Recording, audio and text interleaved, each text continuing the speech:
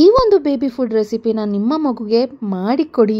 ಮಗುವಿನ ತೂಕ ಬೇಗ ಹೆಚ್ಚಾಗೋದಲ್ಲದೆ ಮಗುವಿನ ಆರೋಗ್ಯಕ್ಕೂ ಕೂಡ ಈ ರೆಸಿಪಿ ತುಂಬಾ ಒಳ್ಳೆಯದು. ನಮಸ್ಕಾರ ಎಲ್ರಿಗೂ, ಇವತ್ತಿನ ವಿಡಿಯೋಗೆ ವೆಲ್ಕಮ್ ಬ್ಯಾಕ್ ಅಂತ ಹೇಳ್ತಾ ಇವತ್ತಿನ ವಿಡಿಯೋದಲ್ಲಿ ಒಂದೊಳ್ಳೆ ಆರೋಗ್ಯಕರವಾದ ಬೇಬಿ ಫುಡ್ ರೆಸಿಪಿ ಮಾಡೋಣ ಬನ್ನಿ.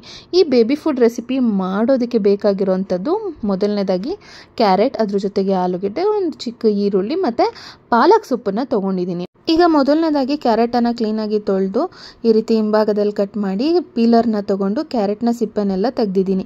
ನಂತರ ಆಲೂಗೆಡ್ಡೆನೂ ಕೂಡ ಅಷ್ಟೇ ಕ್ಲೀನಾಗಿ ತೊಳ್ಕೊಂಡು ಇದ್ರ ಸಿಪ್ಪೆನೆಲ್ಲ ತೆಗೆದು ಆಲೂಗೆಡ್ಡೆನ ತುರ್ಕೊಳ್ತಾ ಇದ್ದೀನಿ. ಆಲೂಗೆಡ್ಡೆನ ಕೊಡೋದ್ರಿಂದ ಮಗುಗೆ ಗ್ಯಾಸೇ ಆಗಲ್ವಾ? ಜೀರ್ಣ ಮಾಡ್ಕೊಳ್ಳುತ್ತಾ? ಖಂಡಿತ ಜೀರ್ಣ ಮಾಡ್ಕೊಳ್ಳುತ್ತೆ. ಈ ವಿಧಾನದಲ್ಲಿ ನೀವು ಬೇಬಿ ಫುಡ್ ರೆಸಿಪಿನ ಮಾಡಿಕೊಟ್ರೆ ಮಗು ಇಷ್ಟಪಟ್ಟು ತಿನ್ನೋದಲ್ಲದೆ ತೂಕ ಕೂಡ ಹೆಚ್ಚಾಗುತ್ತೆ ಮತ್ತು ಎಲ್ಲ ಥರ ಫುಡ್ಡನ್ನು ಕೂಡ ಮಗು ತಿನ್ನೋದಕ್ಕೆ ರೂಢಿ ಮಾಡ್ಕೊಳ್ಳುತ್ತೆ. ಸೊ ಇವಾಗ ನೋಡಿ, ಕ್ಯಾರೆಟ್ ಮತ್ತು ಆಲೂಗಡ್ಡೆ ಎರಡನ್ನೂ ಈ ರೀತಿ ತುರ್ಕೊಂಡಿದ್ದೀನಿ. ಪಾಲಕ್ ಸೊಪ್ಪನ್ನು ಕ್ಲೀನಾಗಿ ತೊಳ್ಕೊಂಡಿದ್ದೀನಿ. ಪಾಲಕ್ ಸೊಪ್ಪನ್ನು ಮಕ್ಕಳಿಗೆ ಕೊಡೋದ್ರಿಂದ ಇದರಲ್ಲಿ ಹೇರಳವಾದ ವಿಟಮಿನ್ ಎ ಮತ್ತು ಸಿ, ಕೆ ಮತ್ತು ಕ್ಯಾಲ್ಶಿಯಂ, ಅದ್ರ ಜೊತೆಗೆ ಇದು ಏನಕ್ಕೆ ಸಹಾಯಕ ಆಗುತ್ತೆ ಅಂದರೆ ಮಕ್ಕಳ ರೋಗ ನಿರೋಧಕ ಶಕ್ತಿಯನ್ನು ಹೆಚ್ಚಿಸುತ್ತೆ. ಇದರಲ್ಲಿ ಹೇರಳವಾದ ಫೈಬರ್ ಕಂಟೆಂಟ್ ಇರುತ್ತೆ ಮತ್ತು ಮಕ್ಕಳ ಕಣ್ಣಿನ ಆರೋಗ್ಯಕ್ಕೆ ಒಳ್ಳೆಯದು. ಇನ್ನು ಸಾಕಷ್ಟು ಲಿಸ್ಟೇ ಮಾಡ್ಬೋದು, ಅಷ್ಟೊಂದು ಬೆನಿಫಿಟ್ಸ್ ಇದೆ ಪಾಲಕ್ ಸೊಪ್ಪು ಮಕ್ಕಳಿಗೆ ಕೊಡೋದ್ರಿಂದ. ಈಗ ಬಾಣಲೆಯನ್ನು ಕಾಯೋದಕ್ಕೆ ಅಂತೇಳಿಟ್ಟು ಸ್ವಲ್ಪ ಎಣ್ಣೆನ ಹಾಕ್ಕೊಂಡಿದ್ದೀನಿ, ಬೇಕಿದ್ರೆ ತುಪ್ಪ ಕೂಡ ಹಾಕ್ಕೋಬೋದು. ಇವಾಗ ಇದಕ್ಕೆ ಜೀರಿಗೆನ ಹಾಕ್ಕೊಂಡಿದ್ದೀನಿ. ಜೀರಿಗೆ ಹಾಕೋದ್ರಿಂದ ಮಕ್ಕಳು ಈಸಿಯಾಗಿ ಡೈಜೆಷನ್ ಮಾಡ್ಕೊಳ್ತಾರೆ. ನೀವು ಬೇಕಿದ್ರೆ ಜೀರಾ ಪೌಡರ್ನು ಕೂಡ ಹಾಕ್ಕೊಳ್ಬೋದು. ಈಗ ಸಣ್ಣಕ್ಕೆ ಹಚ್ಕೊಂಡಿರೋಂಥ ಈರುಳ್ಳಿ, ಕ್ಯಾರೆಟು ಮತ್ತು ಆಲೂಗೆಡ್ಡೆ ಮಿಶ್ರಣವನ್ನು ಹಾಕಿ ಚೆನ್ನಾಗಿ ಫ್ರೈ ಮಾಡ್ಕೊಂಡಿದ್ದೀನಿ. ಇವಾಗ ಇದು ಫ್ರೈ ಆದಮೇಲೆ ಪಾಲಕ್ ಸೊಪ್ಪು ಇದನ್ನು ಸಣ್ಣದಾಗಿ ಹಚ್ಕೊಂಡಿದ್ದೀನಿ ನಾನು. ಸೊಪ್ಪನ್ನು ಹಾಕ್ಬಿಟ್ಟು ಕ್ಲೀನಾಗಿ ಫ್ರೈ ಮಾಡಬೇಕಾಗತ್ತೆ. ಈ ರೀತಿ ಚೆನ್ನಾಗಿ ಫ್ರೈ ಮಾಡಬೇಕು. ಇದು ಚೆನ್ನಾಗಿ ಬಾಡಿದಂಗೆ ಆದಮೇಲೆ ಇವಾಗ ನೋಡಿ, ಇದಕ್ಕೆ ಓಟ್ಸನ್ನು ಹಾಕ್ಕೊಳ್ತಾ ಇದ್ದೀನಿ. ಓಟ್ಸನ್ನು ಇದ್ರ ಜೊತೆಗೆ ಹಾಕ್ಬಿಟ್ಟು ಒಂದು ಸ್ವಲ್ಪ ಹೊತ್ತು ಈ ರೀತಿ ಮಿಕ್ಸ್ ಮಾಡಬೇಕಾಗತ್ತೆ. ಚೆನ್ನಾಗಿ ಇದನ್ನು ಈ ಥರ ಮಿಕ್ಸ್ ಮಾಡ್ಕೊಳ್ತಾ ಇದ್ದೀನಿ. ಫೈನಲಾಗಿ ಇದಕ್ಕೆ ರುಚಿಗೆ ತಕ್ಕಷ್ಟು ಚೂರು ಉಪ್ಪನ್ನು ಹಾಕ್ತಾ ಇದ್ದೀನಿ.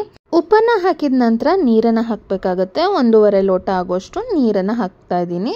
ದೊಡ್ಡ ಲೋಟದಲ್ಲಿ 1.5 ಲೋಟ ಆಗೋಷ್ಟು ನೀರನ್ನು ಹಾಕ್ಬಿಟ್ಟು ಚೆನ್ನಾಗಿ ಇದನ್ನು ಮಿಕ್ಸ್ ಮಾಡ್ಕೋಬೇಕಾಗತ್ತೆ. ನಾನು ಈಗಾಗಲೇ ಸಾಕಷ್ಟು weight gain baby food recipe ವಿಡಿಯೋಗಳನ್ನು ಶೇರ್ ಮಾಡಿದ್ದೀನಿ. ಯಾರಿನ್ನೂ ನೋಡಿಲ್ಲ, ನೋಡಿ.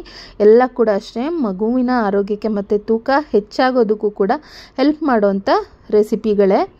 ಇವಾಗ ನೋಡಿ, ಚೆನ್ನಾಗಿ ಇದನ್ನು ಮಿಕ್ಸ್ ಮಾಡಿ ಲಿಡ್ಡನ್ನು ಕ್ಲೋಸ್ ಮಾಡಿ 2-3 ನಿಮಿಷಗಳ ಕಾಲ ಚೆನ್ನಾಗಿ ಬೇಯಿಸ್ಕೊಂಬಿಟ್ರೆ ಆರೋಗ್ಯಕರವಾದಂತಹ ರುಚಿಕರವಾದಂತಹ ಬೇಬಿ ಫುಡ್, ಅದು healthy weight gain baby food recipe ready ಆಗಿಬಿಡುತ್ತೆ. ಇದು ಚೆನ್ನಾಗಿ ಬೆಂದಿದೆ ನೋಡಿ. ಇವಾಗ ಒಂದು 2-3 ನಿಮಿಷ, ಓಟ್ಸ್ ಬೇಯೋದಕ್ಕೆ ಏನು ಜಾಸ್ತಿ ಟೈಮ್ ಬೇಕಾಗಲ್ಲ. ಸೊ ಒಂದು 3 ನಿಮಿಷದಲ್ಲಿ ಆಗಿಬಿಡುತ್ತೆ. ಸೊ ಇವಾಗ ಸ್ಟವನ್ನು ಆಫ್ ಮಾಡಿ ಸರ್ವಿಂಗ್ ಬೌಲ್ಗೆ ಹಾಕ್ಕೊಳ್ಳೋಣ ಬನ್ನಿ. ನೋಡಿ, ನೋಡೋದಕ್ಕೆ ಎಷ್ಟು ಯಮ್ಮಿಯಾಗಿ ಕಲರ್ಫುಲ್ಲಾಗಿ ಕಾಣಿಸ್ತಾ ಇದೆ. ನೋಡೋದಕ್ಕಷ್ಟೇ ಚೆನ್ನಾಗಿ ಕಾಣಿಸೋದಲ್ಲ, ಮಗುವಿನ ಆರೋಗ್ಯಕ್ಕೆ ತುಂಬಾ ಒಳ್ಳೆಯದು ಈ ಒಂದು ಬೇಬಿ ಫುಡ್ ರೆಸಿಪಿ. ಖಂಡಿತ ನೀವು ಕೂಡ ಟ್ರೈ ಮಾಡಿ ನೋಡಿ. ಹಾಗೆ ಈ ಒಂದು ಬೇಬಿ ಫುಡ್ ರೆಸಿಪಿ ವಿಡಿಯೋ ನಿಮಗೆ ಇಷ್ಟ ಆಗಿದ್ರೆ ಈಗಲೇ ಲೈಕ್ ಕೊಟ್ಟು ಹೆಚ್ಚಿನ ಜನರಿಗೆ, ಅಂದರೆ ಪುಟ್ ಮಕ್ಕಳಿರೋಂಥ ತಾಯಿಯರಿಗೆ ಈ ವಿಡಿಯೋನ ಶೇರ್ ಮಾಡಿ. ಮುಂದಿನ ವಿಡಿಯೋದಲ್ಲಿ ಇನ್ಯಾವುದಾದ್ರು ಒಳ್ಳೆ weight gain baby food recipe ನಿಮ್ಮ ಜೊತೆಗೆ ಶೇರ್ ಮಾಡೋದಕ್ಕೆ ನಾನು ಮತ್ತೆ ಬರ್ತೀನಿ. ಎಲ್ರಿಗೂ ಒಳ್ಳೆಯದಾಗಲಿ. Thank you all. ತುಂಬು ಹೃದಯದ ಧನ್ಯವಾದಗಳು.